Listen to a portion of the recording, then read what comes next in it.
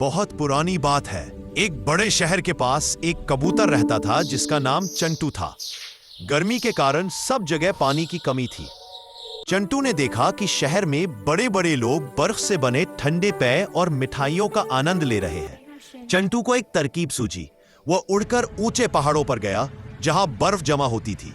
उसने छोटे छोटे बर्फ के टुकड़े अपनी चोंच में दबाए और उड़कर शहर में उन घरों के पास ले गया जहां लोग गर्मी से परेशान थे। वह घर घर जाकर बर्फ बेचता था। उसकी बुद्धिमानी और मेहनत की वजह से वह हर दिन कुछ दाने और फल कमाता, जिससे वह अपना और अपने परिवार का पेट भर पाता था। जब दूसरे कबूतर उसके पास आते तो चंटू उन्हें भी यह तरकीब समझाता। इस तरह सभी कबूतरों ने मिलकर गर्मी में भी आसानी से अपना पेट भर लिया।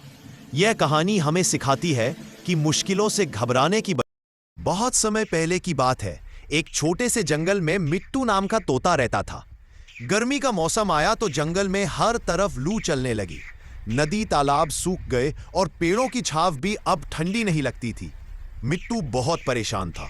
इतनी गर्मी में क्या खाया जाए, क्या पिया जाए, वह सोच में डूबा रहता। एक दिन वह शहर की ओर उड़ गया। वहां उसने देखा कि लोग बर्फ के गोले, ठंडे पेय और आइसक्रीम खा रहे हैं। मिट्टू के मन में एक चमकदार विचार आया, अगर मैं जंगल में बर्फ बेचूं तो सबको राहत मिलेगी और मुझे खाना भी मिल जाएगा। अगले दिन मिट्टू ने अपने छोटे से टोकरा में बर्फ के टुकड़े रखे और जोर से आवाज लगाई, ठंडी ठंडी बर्फ, लो बर्फ। गर्मी भागे। जंगल के सारे जानवर दौड़ कर आए। खरगोश, हिरन, बंदर और हाथी तक सबने बर्फ खरीदी और राहत महसूस की। जो पैसे या फल सब्जी पाए उनसे अपने लिए स्वादिष्ट खाना जुटाया। धीरे धीरे मिट्टू का बर्फ वाला ठेला पूरे जंगल में मशहूर हो गया। अब वह गर्मी से डरता नहीं था क्योंकि उसने मुश्किल में अवसर ढूंढना सीख लिया था।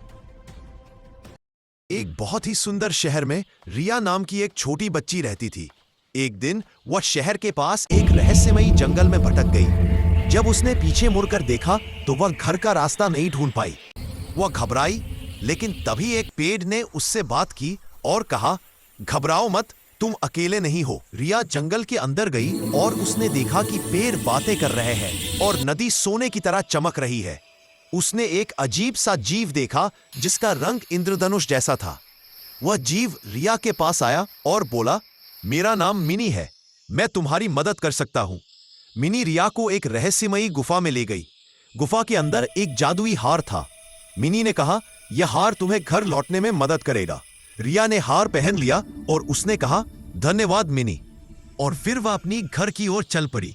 वह खुश थी कि वह अपने परिवार के पास लौट सकती है, लेकिन उसने मिनी को कभी नहीं भूला।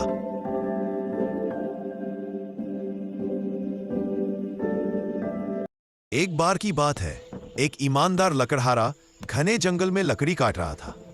अचानक उसकी कुल्हाड़ी फिसलकर नदी में गिर गई। लकड़हारा बहुत दुखी हुआ क्योंकि वही उसकी रोजी रोटी का साधन था। तभी एक देवदूत नदी से प्रकट हुआ और बोला, यह सोने की कुल्हाड़ी तुम्हारी है? लकड़हारा बोला, नहीं, यह मेरी नहीं। देवदूत फिर से आया और बोला, यह चांदी की कुल्हाड़ी तुम्हारी है? लकड़हारा बोला, नहीं, यह भी मेरी नहीं। अंत में देवदूत ने लकड़हारे की पुरानी लोहे की कुल्हाड़ी दिखाई। लकड़हारा बोला, हां, यही मेरी कुल्हाड़ी है। देवदूत उसकी ईमानदारी से प्रसन्न हुआ और कहा, तुम्हारी ईमानदारी के इनाम में मैं तुम्हें तीनों कुल्हाड़ियां देता हूं। लकड़हारा खुशी खुशी घर लौट आया। नैतिक शिक्षा, ईमानदारी का फल हमेशा मिलता है। एक गांव में एक पेड़ के नीचे बहुत सी चींटी एक सुरंग बनाकर रहती थी। उनकी रानी चींटी बहुत शान से रहती थी। बाकी सभी चींटियां उसका बहुत ध्यान रखती थी। वे उसके लिए खाना लाती थी। एक दिन रानी चींटी अपनी सुरंग के बाहर घूम रही थी। तभी उसने देखा एक छोटा बच्चा सिर पर टोपी लगाए घूम रहा था। रानी चींटी, तुम सभी चींटियों सुन लो, मुझे एक सुंदर सी टोपी चाहिए। गांव के दर्जी से पूछ कर आओ, क्या वो मेरे लिए टोपी बना देगा। कुछ चींटियां दर्जी से पूछने जाती है, दर्जी, बना दूंगा, लेकिन अपनी रानी चींटी के सर का नाप लेकर आओ। चींटियां वापस आकर रानी चींटी को सारी बात बताती है। रानी चींटी, उससे कहो वह कल मेरा नाप लेने आए।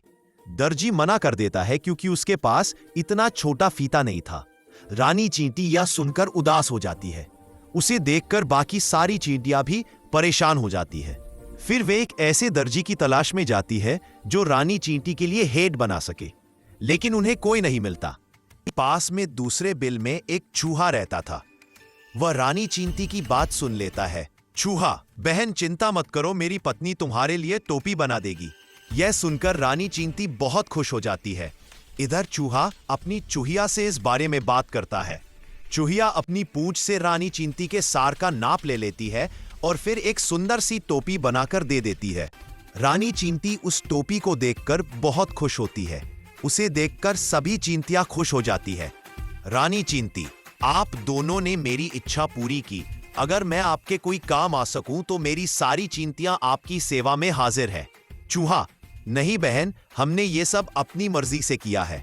रानी चींटी, वैसे आपको कभी भी हमारी जरूरत हो तो हम आपके लिए अपनी जान भी दे देंगी। कुछ दिन बाद गांव में बहुत तेज बारिश होती है। चूहा, चूहिया और सारी चींटियां पेड़ के ऊपर चढ़ जाती है। तभी एक हाथी बारिश में नहाता हुआ वहां से गुजर रहा था। चूहा उसे देखकर हंसने लगा।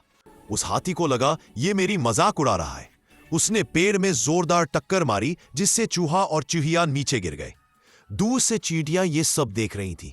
हाथी जैसे ही अपने पैरों के नीचे उन्हें कुचलने के लिए आगे बढ़ा, कुछ चिड़ियां हाथी की सूंड में घुस गईं और इधर उधर काटने लगी। हाथी सब भूलकर सूंड को इधर उधर हिलाने लगा।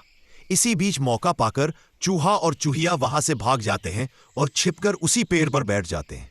हाथी की सूंड में से चींटियां निकलकर जल्दी से पेड़ पर चढ़ जाती है।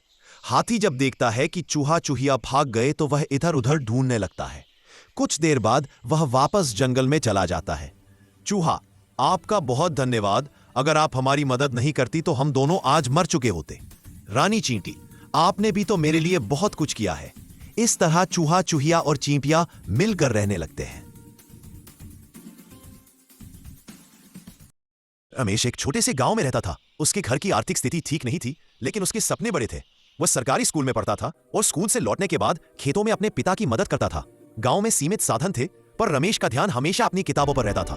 गरीबी और मुश्किलों के बावजूद उसने कभी हार नहीं मानी। वह जानता था कि कड़ी मेहनत ही उसके सपनों को पूरा करने का एकमात्र रास्ता है।